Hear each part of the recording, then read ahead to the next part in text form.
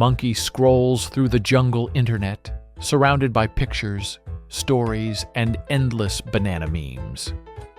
Yet somehow he feels hollow, like he's biting into a banana only to find nothing inside.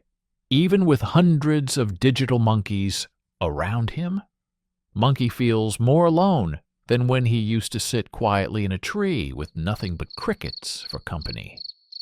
He watches monkeys laugh, dance, post highlights, and he wonders why his own heart feels so heavy.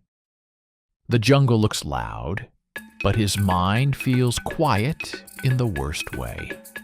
Monkey doesn't realize that loneliness doesn't come from a lack of monkeys nearby. It comes from missing emotional connection. And the digital jungle tricks Monkey into thinking he has connection, while giving him none of the chemistry needed to feel it. Why online signals don't register.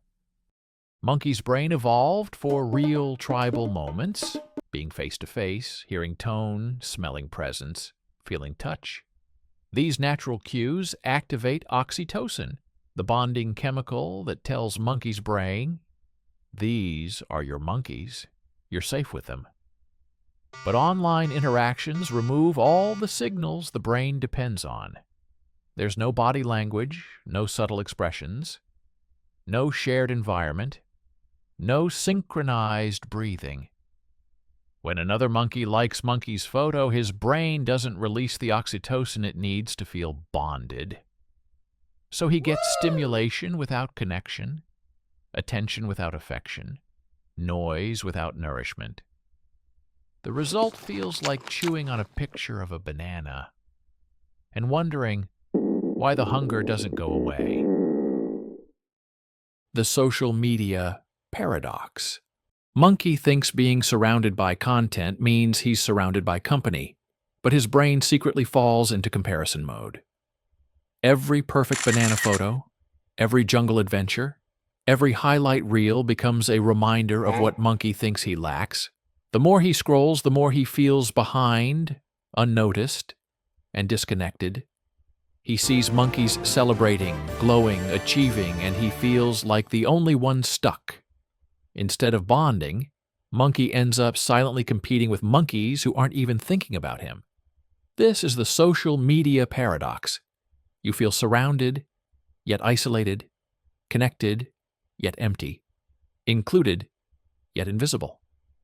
Monkey is drowning in endless stimulation while starving for genuine affection. Dopamine, without connection. Every notification gives Monkey a tiny dopamine spark, and dopamine creates desire, not satisfaction. Monkey feels a quick spark when he gets a like, but the feeling fades instantly. He checks again, scrolls again, refreshes again. His brain gets busier, more activated, and more dependent, but underneath the activity, he feels even lonelier. Dopamine rewards pursuit, not fulfillment. So Monkey keeps chasing micro-rewards online while never receiving the deep, bonding chemical his brain truly needs. His emotional hunger grows, even when the stimulation is constant. It's like eating sugary banana candy. It tastes exciting for a moment, but leaves Monkey empty and craving more. Why loneliness physically hurts. Monkey feels tightness in his chest, heaviness in his stomach, and fog in his mind, and he doesn't understand why loneliness feels like physical pain. The reason is simple. To the brain, loneliness is a danger signal. The same brain region that activates when Monkey gets hurt, the dorsal anterior cingulate cortex, also activates when he feels socially disconnected. That's why loneliness hurts like a bruise you can't touch. It's the brain yelling, "Where is your tribe?" Ancient monkeys needed the group to survive. Being isolated meant predators, hunger, danger. That survival wiring still lives inside Monkey today, which is why loneliness is not just sadness. It's a biological alarm. Why online friends feel safe, but unsatisfying. Online, Monkey feels safer because he can choose how he appears. He can edit his messages, adjust his photos, hide his flaws, avoid awkward pauses, and present only the best bananas.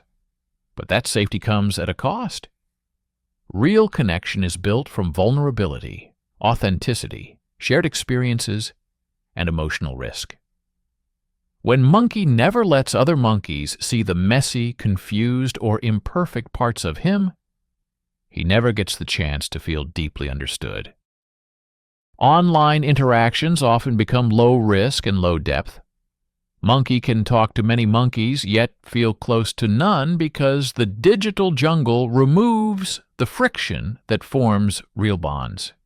His brain doesn't want a perfect version of connection. It wants a human one. Monkey's path out of loneliness. Monkey decides to heal the emptiness using real science and small steps. He replaces scrolling time with social time, because one real conversation with one real monkey provides more bonding chemicals than 1,000 likes. He starts doing activities with monkeys, walks, training, cooking, exploring, because shared environments create oxytocin. He sets digital quiet hours to give his mind space to breathe, so it stops confusing simulation with connection. He joins small tribes like hobby groups, classes, or jungle sports because the brain doesn't need millions of followers. It only needs a small, stable tribe. And he learns to express real emotions instead of hiding them. Vulnerability stops being a threat and becomes the bridge to authentic belonging. Real connection returns. Monkey finally puts down his phone and listens to the jungle. The wind, the birds, the rustling leaves. Everything feels alive again. For the first time in a long time, Monkey doesn't feel hollow. He feels grounded, present, and connected to something real. He learns that loneliness fades not when he collects more digital monkeys, but when he forms deeper bonds with a few real ones. Monkey says, "Like this video, toss him a subscribe. It keeps the tribe close and the bananas warm."